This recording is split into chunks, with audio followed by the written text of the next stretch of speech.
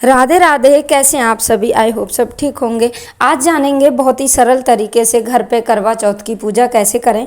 करवा चौथ में करवा फेरे कैसे, अकेले करवा कैसे फेरा जाता है, पूजा किस तरह से की जाती है, करवा कितने रखे जाते हैं, करवा की पूजा का विधान क्या है और घर पे हम आसानी से 10 या 5 मिनट में होने वाली पूजा किस तरह से कर सकते हैं। तो आइए जान लेते हैं इसकी सरल विधि। वीडियो एंड तक देखिएगा, बहुत सरल तरीके से मैं आपको समझाऊंगी कि आपको पूजा कैसे करनी है।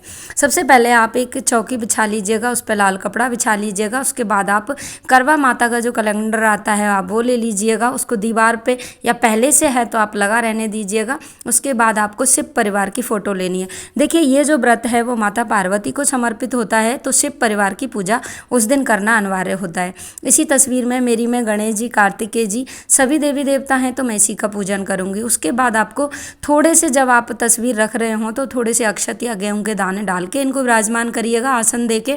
उसके बाद 2 जगह आसन देना है, एक तरफ आपको गेहूं का आसन देना है, एक तरफ आपको चावल का आसन देना है। हमारे यहाँ पे हर चीज़ जोड़े में रखी जाती है, तो करवा भी जोड़े में रखा जाता है। कई लोगों के यहाँ रिवाज होता है कि 2 मिट्टी के करवा रखे जाते हैं, कईयों के यहाँ रिवाज होता है 1 मिट्टी का और 1 खाण का करवा रखा जाता है। जैसा भी आपके यहाँ कुल परंपरा के हिसाब से रखते हो वैसे ही आप रखिएगा। उसके बाद जो एक करवा है जिसमें सुराही की तरह बना हुआ है, उसमें आप जल भर लीजिएगा, जिससे हमें अर्घ देना है सूरज जी को। और दूसरे में हमें अनाज, चावल या चीनी हम भर के रखते हैं। जो हमारा मीठा करवा होता है उसमें हम चीनी भर के भी रख सकते हैं, खील भर के भी रख सकते हैं, ड्राई फ्रूट भर के भी रख सकते हैं। उसको भरने के बाद उसमें एक सिक्का डाल दीजिएगा। ये सिक्का बहुत शुभ माना जाता है। इस तरह से आप डाल के उसे विराजमान कर दीजिएगा। अब बारी आती है कि कई लोग कलश पूजन करते हैं।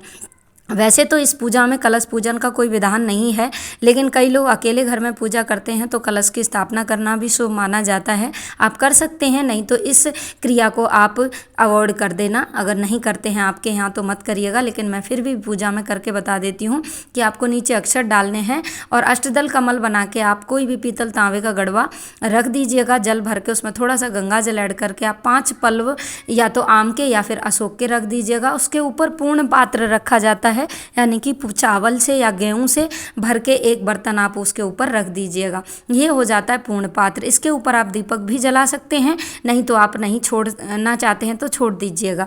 दोनों पूजाएं मैं आपको करके बताऊंगी कि आपको सरल तरीके से कैसे करनी है और आप पूरी विधि विधान से किस तरह से करें। ये हो गई पूजा की तैयारी। बिल्कुल आपने पूजा की पूरी तैयारी कर ली है, चीज़ें यथासंभव जगह पे रख दी हैं। उसके बाद आता है एक दीपक के लिए आपको जगह देनी है, यानी कि दीपक को कभी भी बिना आसन के नहीं रखा जाता है। नीचे या तो आप कोई फूलों का आसन दे दीजिएगा या फिर आप अनाज का आसन या चावल का आसन दे दीजिएगा। इस तरह से आप सभी सामग्रियों पर गंगाजल छिड़क के पवित्र कर लीजिएगा। उसमें आपको मंत्र बोलना है, ओम गण गणपतये नमो नमः, ओम गण गणपतये नमो नमः।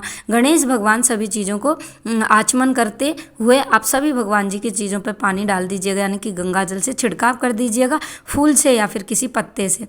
अभी हमें करना है कि हमें इनको सभी के ऊपर स्वास्तिक बनाना है। स्वास्तिक हमारे गणेश जी का प्रतीक माना जाता है। पूजा पाठ में स्वास्तिक का विशेष स्थान होता है। सभी पूजाएं इसके बिना अधूरी मानी जाती है।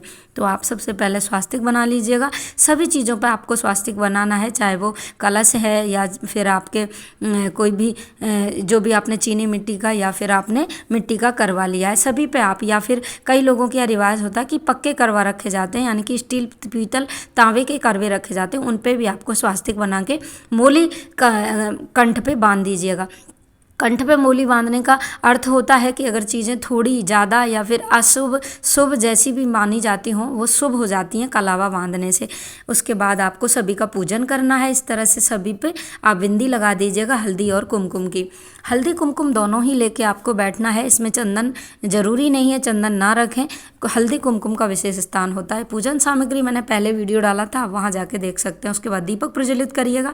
दीपक को आप जब जलाते हैं तो भगवान जी की प्रार्थना करते हुए जलाइएगा कि हे प्रभु हमारी पूजा के आप साक्षी बनो, हमारी पूजा कर रहे हैं हम जिसे, आप उसके साक्षी बनो, उसे पवित्रीकरण की तरफ लेके जाओ। उसके बाद हमें मोली कलावा लेना है, सभी पे मोली कलावा बांध देना है। मोली कलावा बांधते हुए आप भगवान माता गौरा का स्मरण कर सकते हैं। सर्व मंगल मांगल्ये शिवे सर्वासाधिके शरण्य त्र्यंबके गौरी नारायणी नमस्तुते।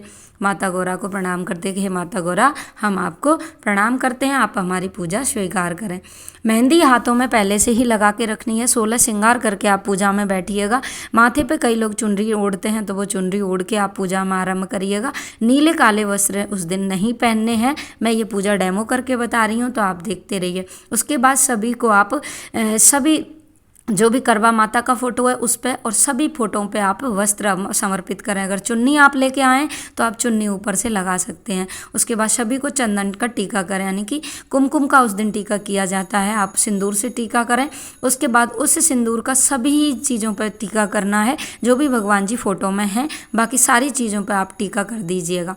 टीका करने के बाद सबसे पहले आप अपने चूड़े पर टीका करिए, अपने माथे में सिंदूर लगाइए और अपने बिंदी के नीचे भी एक तिलक जरूर लगाइएगा। पूजा आरंभ करने से पहले ही आपको ये कार्य करना है। सिंदूर 7 बार माता गौरा की मांग में लगा के अपनी मांग में लगाते हुए सिंदूर की लेने की प्रक्रिया की जाती है। जो सिंदूरदानी आपकी है उस सिंदूरदानी से आप माता गौरा को सिंदूर अर्पित करें 7 बार और उसके बाद अपनी मांग में भर लें। उसके बाद भोग प्रसाद चढ़ा दें। कोई भी फल वगैरह लाए हों, मिठाई लाए हों, वो आप सभी को चढ़ा दीजिएगा। उसके बाद हाथों में अक्षत लेके आपको कहानी सुन लेनी है। जितनी भी महिलाएं साथ में बैठी हैं सभी कहानियां सुने।